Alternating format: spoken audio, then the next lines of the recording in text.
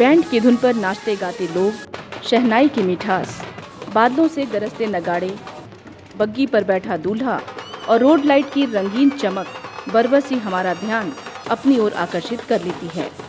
और ये खुशी की धुन अपनों के साथ बेगानों के दिलों में भी एक बार तो गुदगुदी जरूर मचा देती है। मन को आनंदित करने वाले इन दृश्यों के समायोजन को ही बारात का नाम दिया जाता है।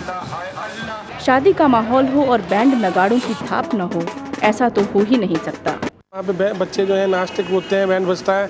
अगर बैंड नहीं होगी तो नाचना गाना तो ये होगा ही नहीं।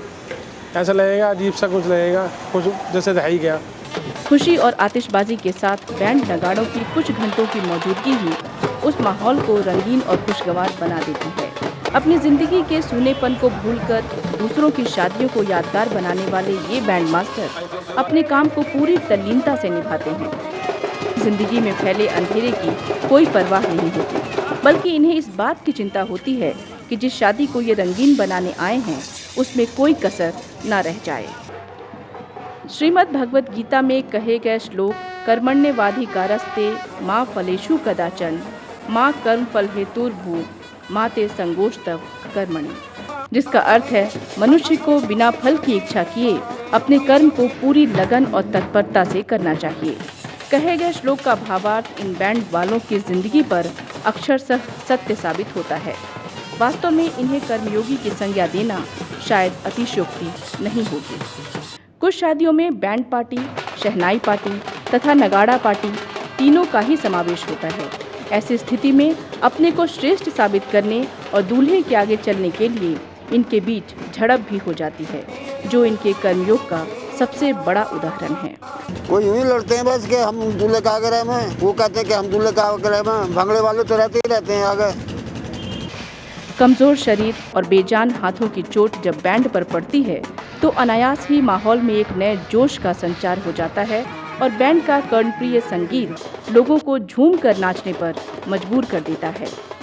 बैंड वालों की मौजूदगी के बिना तो किसी शादी की कल्पना ही बेमानी है। ये किसी बारात के ऐसे अभिन्न अंग हैं जिनके बिना सब कुछ सूना है। मैंने अपने जीवन में अभी तक तकरीबन 100-125 शादी कराई होगी और क्वेश्चन ये है आपका कि बिना बैंड के कैसे होगी शादी। तो मेरे हिसाब से बिना बैंड के आज के युग में ये जगत सुन इस प्रकार होगा। जगत सुन, बिना बैंड के आज के डेट में विवाह नहीं हो सकता। बैंड पार्टी की मौजूदगी के बिना तो शादी का मजा ही अधूरा है, क्योंकि बैंड के कर्णप्रिय संगीत को खुशी के प्रतीक के रूप में देखा जाता है।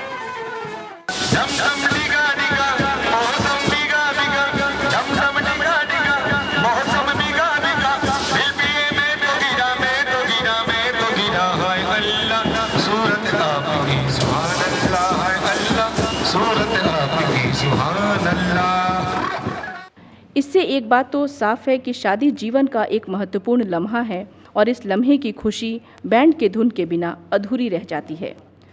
सिक्के के दूसरे पहलू पर नजर डालें तो दूसरों की जिंदगी में खुशी लाने वाले इन बैंड मास्टरों की जिंदगी उतनी खुशनुमा नहीं है। इस काम करने में इतनी खुशी मिलती है जी, बस इतनी खुशी समझ लो कि पिटना या गाली खाना, ये खुशी समझ लो। ये इस काम से केवल इसलिए जुड़े हैं क्योंकि ये काम उनके यहाँ पीढ़ियों से चला आ रहा है, और दूसरा कि पेट पालने की मजबूरी से कम पैसों में भी बैंड बजाने को बाध्य हैं। घर हमारे क्या पता मौत पड़ी है, क्या पड़ा कोई पता है? कुछ नहीं। तो ये मजबूरी है, मजबूरी करा रही जो कुछ भी करा रही है। हमारे बाप दादा ने हमारे नसीब में ये लिख दिया था कि बेटा इसमें खुश रहो तुम। हमारी कमाई ऐसे हो जाते हैं कि कहीं 20,000 रुपये मिल जाते हैं साल भर में। अब उसमें हम खा लें, कुछ बच्चों को दे दें। साल में 30-40 दिन शादियों के समय में ही इनकी रोजी रोटी का जुगाड़ हो पाता है। बाकी समय तो इनकी गुजर बसर और भी कठिन हो जाती है। हालांकि बाकी समय में अन्य रोजगारों का सहारा ये बैंड वाले तो ले लेते हैं, परंतु कठिनाई तो जस की तस ही बनी रहती है। वो ही अपना मेहनत मजदूरी, किसी को ईंटें दे दी, किसी को मसाला बना के दे दिया, किसी को कुछ कर दिया या रक्षा चला लिया। यूँ तो बैंड वालों को अपने हुनर पर नाज है और बाकी जिंदगी भी ये इसी पेशे से जुड़े रहना चाहते हैं, लेकिन साथ ही इनका कहना ये भी है कि ये नहीं चाहते कि इनके बच्चे भी इस पेशे से जुड़े। नहीं, हम नहीं बजवाएंगे, हम ही बतेरे सीख रहे हैं और काम सिखाएंगे अपना। जैसे कोई मोटर मैकेनिक है या कोई और काम है अपना, वो सिखाएंगे। इसमें काम में हमारी काम करते हैं, काम में कोई हमारी इज्जत। बैंड मास्टरों के सामने एक बड़ी समस्या ये भी है कि नगाड़ों के प्रचलन ने इनके रोजगार पर बट्टा लगाना शुरू कर दिया है। मतलब साफ है, गरीबी में आटा गीला। बगैर भांगड़े वालों के यहाँ तो बात चलती नहीं। भांगड़ा बजाना बंद करवा दो, ना फेरी बंद करवा दो, खाली सादा बैंड रहना चाहिए, जब तक मजा आता है। बैंड मास्टरों को सबसे बड़ी परेशानी ये है कि इन्हें किसी शादी में जाकर 3-4 घंटों तक भूखे प्यासे इंतजार करना पड़ता है। इन्हें तो कोई पानी तक नहीं पूछता। एक और जहां लोग शादियों में तरह तरह के पकवानों का लुत्फ उठा रहे होते हैं, वहीं दूसरी ओर ये बैंड वाले बीड़ी पीकर ही संतोष कर लेते हैं। इन्हें तो बस इस बात का इंतजार होता है कि कब घर पहुँचें और अपनी भूख शांत करें। बैंड मास्टरों की एक शिकायत ये भी है कि बारात में लुटाए जाने वाले पैसे जो इन्हें मिलते हैं, वो भी इनका मालिक इनसे छुड़ा लेता है। लेकिन ये सब ये खुलकर नहीं बोल पाते, क्योंकि बात रोजी रोटी पर आ जाती है। भले ही बैंड वाले तमाम कठिनाइयों का सामना करते हों, लेकिन दूसरों की जिंदगी को तो ये खुशनुमा बना ही देते हैं।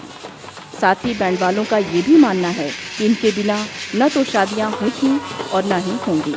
ये बैंड बंद नहीं हो सकता। शहनाई बंद हो गई, शहनाई की जगह डीजे चल पड़े, अब बैंड तो चलना ही चलना है।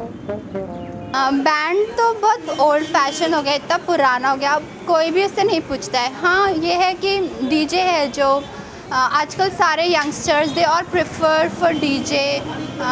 It's a part of rejuvenation and all youngsters they go for DJ only.